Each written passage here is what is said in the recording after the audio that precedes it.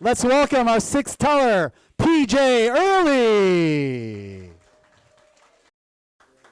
Hi, I'm PJ. I have notes. I hope that's okay.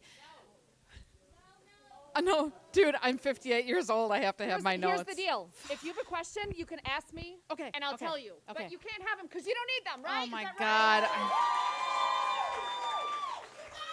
Did I mention that I'm 58 years old? Okay.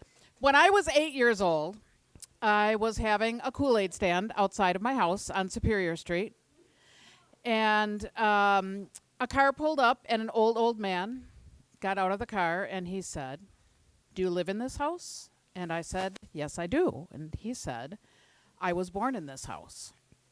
And I thought that was pretty cool, so I brought him in and introduced him to my parents. And, well, I sold him Kool-Aid first, and then I introduced him to my parents. And he told us great stories about the house, and he said that his father had built the house. His father was a physician, and he built the house in 1904. And it was their family residence, but it was also the father's office, so where he saw his patients.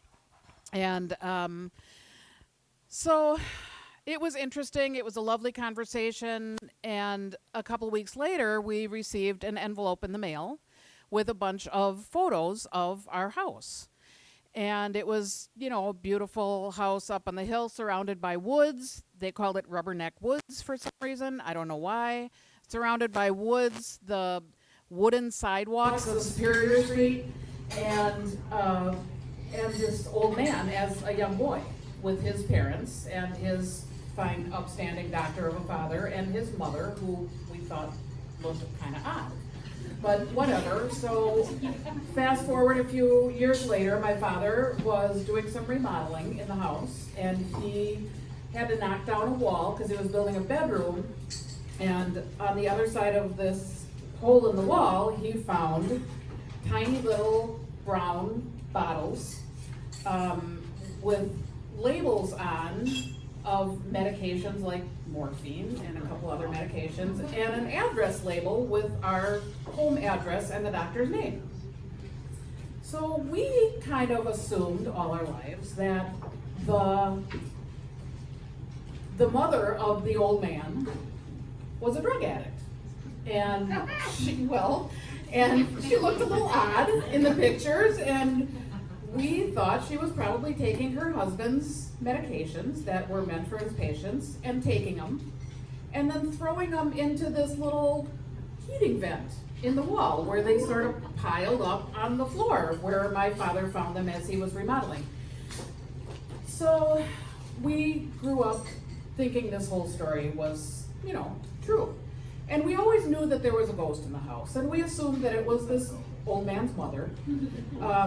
And we would hear noises in the attic, we would hear knocking, and we would hear footsteps, and you know, the bedroom that my father had built for my sisters, they would hear somebody coming up the stairs and then open the door and nobody was there, so it was just odd occurrences.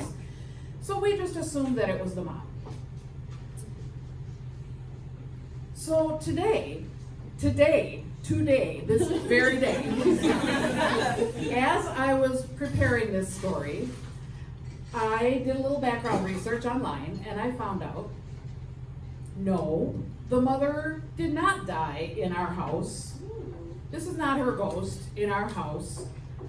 The father, the respectable doctor, died in our house. And so now I'm kind of wondering, maybe he was the drug addict.